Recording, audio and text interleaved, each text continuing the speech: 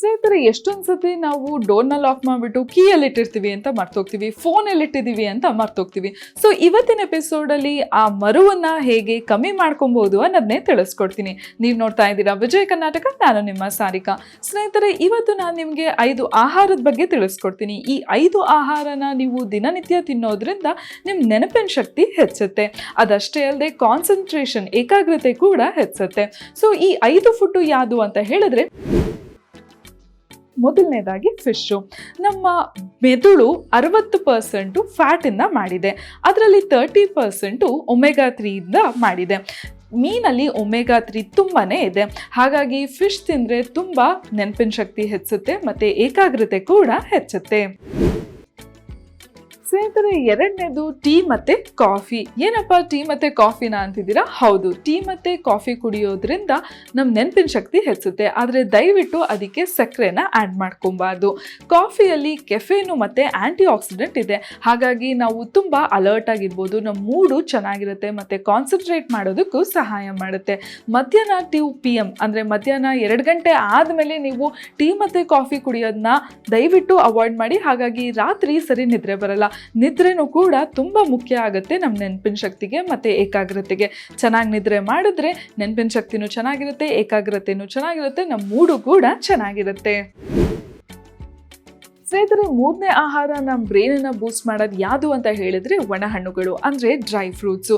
ನಾವು dry fruits ಈಗಲಿಂದನೇ ಚೆನ್ನಾಗಿ ತಿಂತಾ ಇರಬೇಕು. ಡ್ರೈ ಫ್ರೂಟ್ಸಲ್ಲಿರುವಂತಹ ಫ್ಯಾಟು, ಆ್ಯಂಟಿ ಆಕ್ಸಿಡೆಂಟು, ವಿಟಮಿನ್ ಇ ನಮ್ಮ ಮೆದುಳಿನ ಆರೋಗ್ಯನ ಕಾಪಾಡೋದಕ್ಕೆ ಸಹಾಯ ಮಾಡುತ್ತೆ. ನಾವು ವಯಸ್ಸಾದಾಗ ನಮ್ಮ ಬ್ರೈನು ತುಂಬ ಸ್ಟ್ರೆಸ್ ಆಗಿರುತ್ತೆ, ತುಂಬ ಬ್ರೈನನ್ನು ಬಳಸಿ, ಹಾಗಾಗಿ ಮರುವು ಜಾಸ್ತಿ ಆಗೋದಕ್ಕೆ ಶುರುವಾಗುತ್ತೆ. ಸೊ ನಾವು ಈಗಲಿಂದನೇ ಒಣ ಹಣ್ಣುಗಳನ್ನು ತಿಂತಾ ಇದ್ದರೆ ನಾವು ವಯಸ್ಸಾದ ಮೇಲೆ ನಮ್ಮ ಬ್ರೈನು ಆರೋಗ್ಯವಾಗಿರುತ್ತೆ ಮತ್ತು ನಾವು ಕೂಡ ಆರೋಗ್ಯವಾಗಿರ್ತೀವಿ. ಸೊ ಈ ಡ್ರೈ ಫ್ರೂಟ್ಸಲ್ಲಿ ಯಾವುದು ತುಂಬ ಒಳ್ಳೆಯದು ನಮ್ಮ ಮೆದುಳಿಗೆ ಅಂತ ಹೇಳಿದ್ರೆ ಬಾದಾಮಿ ಆಗಿರ್ಬೋದು ಮತ್ತು ಹೇಸಲ್ನಟ್ಟು, ವಾಲ್ನಟ್ಟು ತುಂಬಾ ಒಳ್ಳೆಯದು. ಸೊ ದಿನನಿತ್ಯ ನೀವು ಸ್ವಲ್ಪ ಆದರೂ ಈ ಡ್ರೈ ಫ್ರೂಟ್ಗಳನ್ನು ತಿಂತಾ ಇರಿ. ಸ್ನೇಹಿತರೆ, 4ನೇ ಆಹಾರ ನಮ್ಮ ಮೆದುಳನ್ನು ಸ್ಟ್ರಾಂಗ್ ಮಾಡೋದು ಯಾವುದು ಅಂತ ಹೇಳಿದ್ರೆ ಹಣ್ಣು ತರಕಾರಿಗಳು. ಸ್ನೇಹಿತರೆ, ಒಂದು ಆರೆಂಜ್ ತಿಂದರೆ ಸಾಕು, ಅದರಲ್ಲಿರುವಂಥ ವೈಟಮಿನ್ ಸಿ ನಮ್ಮ ಇಡೀ ದಿನ ಚೆನ್ನಾಗಿ ಕೆಲಸ ಮಾಡೋದಕ್ಕೆ ಸಹಾಯ ಮಾಡುತ್ತೆ.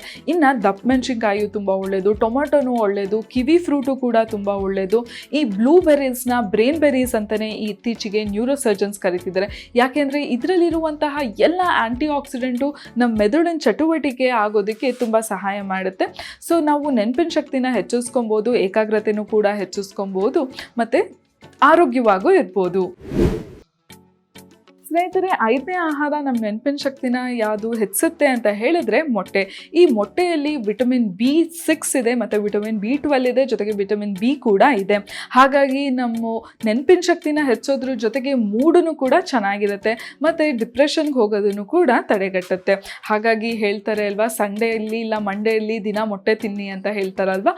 ನೆನಪಿನ ಶಕ್ತಿ ಹೆಚ್ಚೋದಕ್ಕೆ ನೀವು ಇದನ್ನು ಮಾಡ್ಬೋದು. ನೋಡಿದ್ರಲ್ಲ ಸ್ನೇಹಿತರೆ, ನಾವು ಏನೆಲ್ಲ ಆಹಾರ ತಿಂದರೆ ನಮ್ಮ ನೆನಪಿನ ಶಕ್ತಿನ ಹೆಚ್ಚಿಸ್ಕೊಂಡು ಜೊತೆಗೆ ಮೂಡನ್ನು ಚೆನ್ನಾಗಿ ಇಟ್ಕೊಂಡು ಡಿಪ್ರೆಷನ್ನು ಕೂಡ ಕಮ್ಮಿ ಮಾಡ್ಕೊಬೋದು. ಈ 5 ಆಹಾರಗಳು ಕೂಡ ನಮ್ಮ ಮೂಡನ್ನು ಚೆನ್ನಾಗಿಡುತ್ತೆ ಮತ್ತು ಡಿಪ್ರೆಷನ್ನು ಕೂಡ ಕಮ್ಮಿ ಮಾಡುತ್ತೆ. ಸೊ ನೀವು ಎಲ್ಲ ಸ್ವಲ್ಪ ಸ್ವಲ್ಪ ಕ್ವಾಂಟಿಟಿಲಿ ನೀವು ಈ 5 ಆಹಾರನ್ನು ದಿನನಿತ್ಯ ಸೇವನೆ ಮಾಡೋದನ್ನು ನೋಡಿ.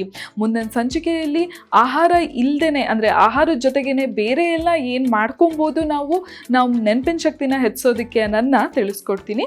ಈ ವಿಡಿಯೋ ಇಷ್ಟ ಆದಲ್ಲಿ ಲೈಕ್ ಮಾಡಿ, ಕಮೆಂಟ್ ಮಾಡಿ ಮತ್ತು ಎಲ್ಲರಿಗೂ ಶೇರ್ ಮಾಡಿ. ಯಾಕೆಂದರೆ ಸ್ಕೂಲು ಕಾಲೇಜ್ಗೆ ಹೋಗೋರ್ಗಂತೂ ಆನ್ಸರ್ಸ್ ಮರೀತಾರೆ ಅಂತ ತುಂಬ ಬೇಜಾರು ಮಾಡ್ಕೊತಿರ್ತಾರೆ. ಈವನ್ ಆಫೀಸ್ಗೆ ಹೋಗೋರ್ಗೂ ಅಷ್ಟೇ ಎಲ್ಲಿ ಏನಿಟ್ಟಿದ್ದೀವಿ ಅಂತ ಮರ್ತಿರ್ತಾರೆ. ಈವನ್ ಹೌಸ್ ವೈಫ್ ಅವರು ಕೂಡ ತುಂಬ ಮರೀತಿರ್ತಾರೆ. ಸೊ ದಯವಿಟ್ಟು ಈ ವಿಡಿಯೋನ ಎಲ್ಲರಿಗೂ ಶೇರ್ ಮಾಡಿ. ಹಾಗಾಗಿ ಎಲ್ಲರೂ ಆರೋಗ್ಯಕರ ಆಹಾರ ತಿಂದು ನೆನಪಿನ ಶಕ್ತಿನ ಹೆಚ್ಚಿಸ್ಕೊಳ್ಳಿ. Take care. ನೆಕ್ಸ್ಟ್ ಎಪಿಸೋಡಲ್ಲಿ ಸಿಗೋಣ. ನಾನು ನಿಮ್ಮ ಸಾರಿಕಾ. ಬಾಯ್.